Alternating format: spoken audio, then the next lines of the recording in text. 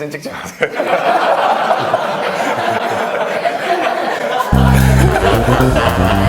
동등하게 싸우게 되면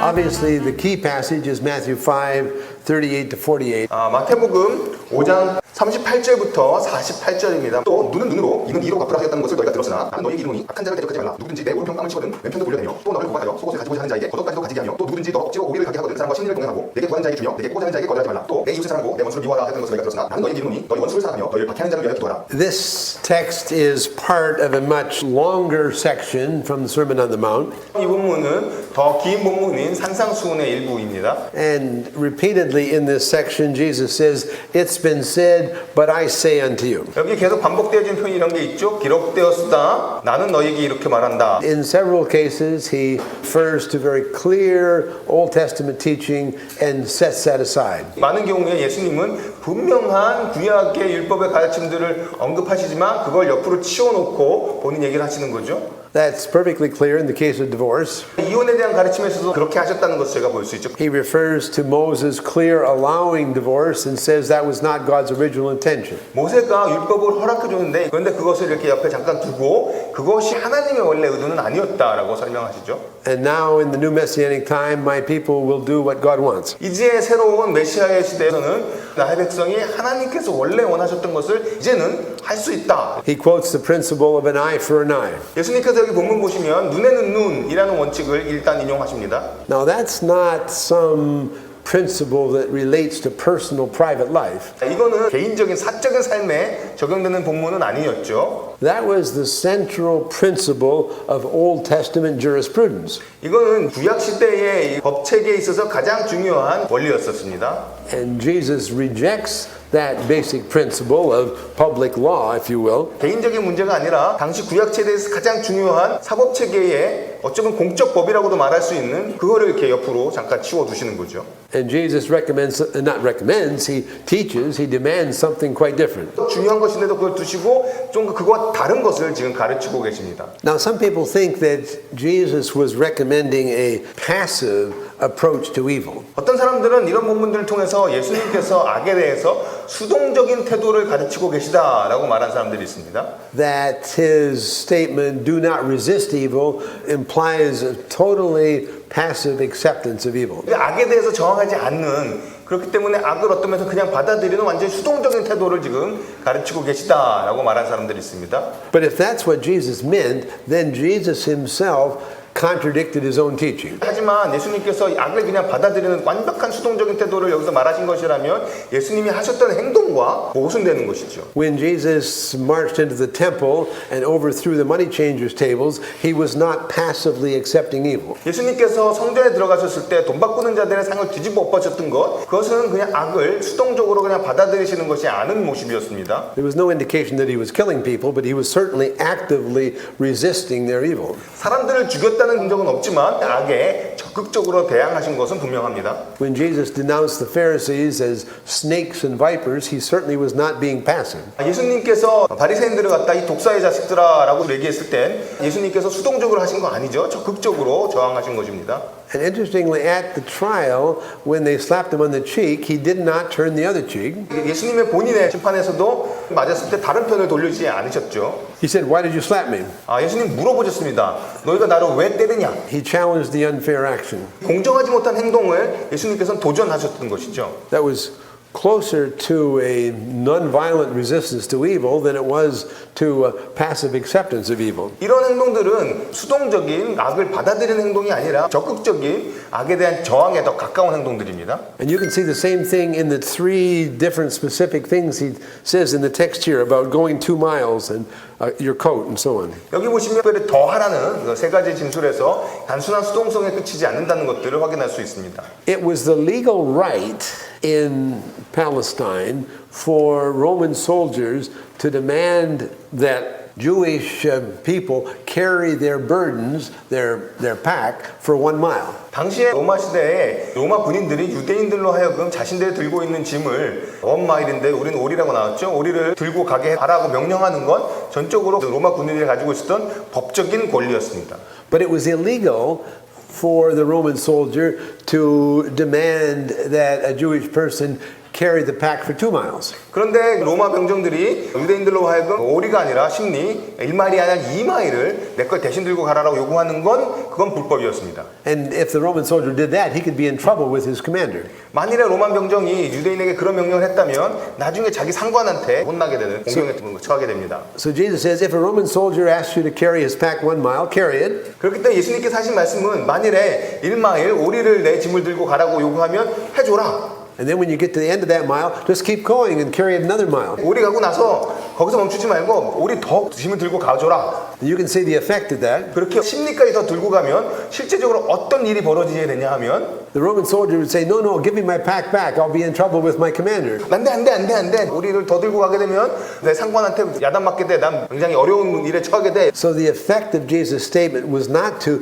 passively accept Roman oppression. 그렇기 때문에 이 진술은 수동적으로 로마의 압제를 그냥 받아들이라는 얘기가 아니라 It was to challenge it in a way that asserted the dignity of the Jewish oppressed colonial, but in a non-violent way. 그것은 유대 사람들을 압제하고 있는 그 제국에 저항하되 비폭력적으로 저항하라는 그런 모습을 알 수 있습니다. And the bit about the coat and the shirt in court has a similar kind of implication. 겉옷과 속옷에 관한 것도 비슷한 함의를 갖고 있습니다. It was common for richer people to take a poor person to court and sue him and get his coat, his outer garment. 당시에 흔한 모습이 뭐가 있었냐 하면 부자가 가난한 자랑 법정에서 시비를 걸어요. 고발해가지고서 그 결과 가난한 사람이 지게 되고 그래서 가난한 사람의 겉옷을 부자가 뺏어가게 되는 일들이 벌어지는 게 당시에 드물지 않은 일이었습니다. And Jesus says, if he does that, pull off your shirt too. 만일에 그런 식으로 당신의 겉옷을 뺏기게 되면 속옷까지 다 내어줘라. In other words, strip naked. 무슨 얘기냐? 빨가 벗어라. And show what an oppressor this person who's taking your coat is. 벗음으로써 지금 이 자기 겉옷을 가져간 부자가 당신에게 어떤 일을 행했는지를 이렇게 폭로하라는 이야기입니다. Again, it's not passive non-resistance, it's an active non-violent resistance to evil. 이것은 그냥 악을 수동적으로 받아들이는 것이 아니라 비폭력적인 저항을 이야기하고 있는 것입니다. And the same thing is true about the slap on the right cheek. 여기 오른쪽과 왼쪽 얘기가 있는 거죠. Stand up here. Face me. Okay, suppose two people are like this. 두 사람이 이렇게 나란히 섰다고 생각해 보겠습니다. Looking at, if I'm going to hit him on the right cheek, the way I have to do it is like that with the back of my hand. 만일에 오른편을 치려면 손등으로 치는 일일 수밖에 없는 거죠. Now that's the way a superior treated an inferior person. 손등으로 이렇게 치는 거는 높은 사람이 낮은 사람을 대우하는 방식이었습니다. If two equals were having a fight, 만일에 동등한 사람이 싸우게 되면 you wouldn't hit with the back of the hand, you'd hit with your hand and then I would hit him on the left cheek. 사진 찍지 마세요.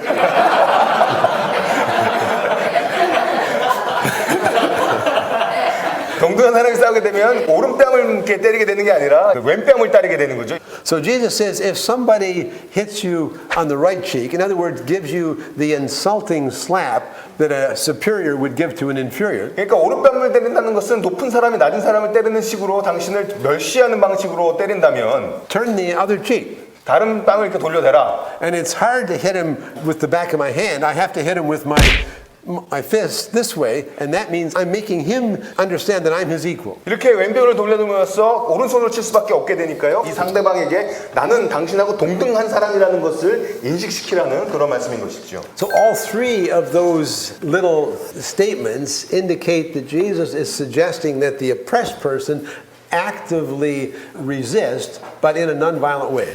이 세 가지 본문 다 결국은 압제를 받는 사람이 그냥 무작정 받아들이는 것이 아니라 비폭력적인 방법으로 그 잘못된 처우에 대해서 저항하라고 가르치고 계신 본문들인 겁니다. And notice that a whole number of these aspects of Jesus' teaching relate to public life, not to personal private life. 그리고 잘 보시면 예수님의 가르침의 많은 것들은 그냥 사적인 삶에 대한 것이 아니라 공적인 삶에 대한 가르침을 알 수 있습니다. It's regularly said that Jesus' teaching here only pertains to one's personal private life, not to public life. 예수님의 가르침이 아니라 그냥 사적이고 개인적인 삶에 대한 가르침이다라고 사람들이 많이 얘기해 왔는데요.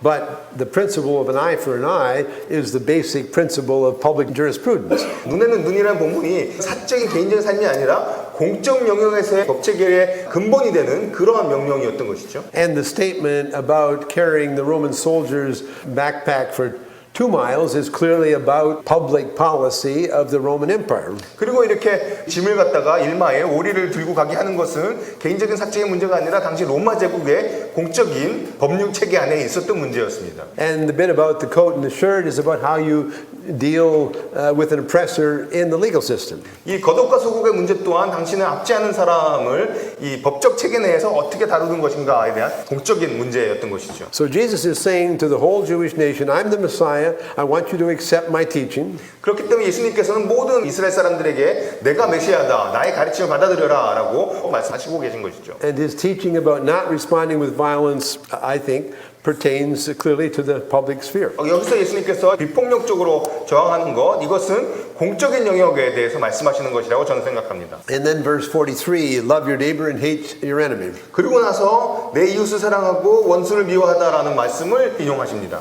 Now, the typical Old Testament or Jewish understanding was that the neighbor you're supposed to love was the fellow Israelite. 사랑하라고 구약에서 요구되어진 그 이웃은 누구냐면 동료 유대인들이었습니다. But the Old Testament does not say hate your enemy. 근데 구약에서 너희 이 원수를 미워하라라고 써 있지는 않습니다. But Jewish groups in Jesus' day did say exactly that. 구약엔 없지만 예수님 시대의 유대인들은 그런 말을 실제로 했습니다. Both the Essenes, that group of very devout monastic Jews in Jesus' day, said that.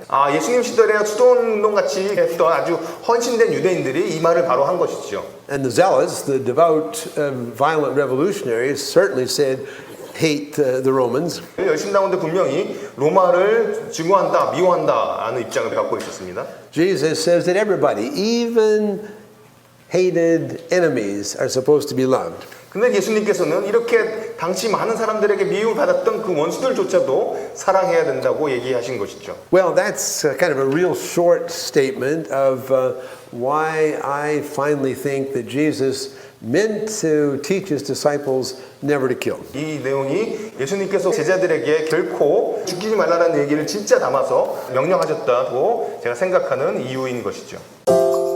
And slowly within the Christian church, what is now called the just war tradition developed. 그리고 나서 이제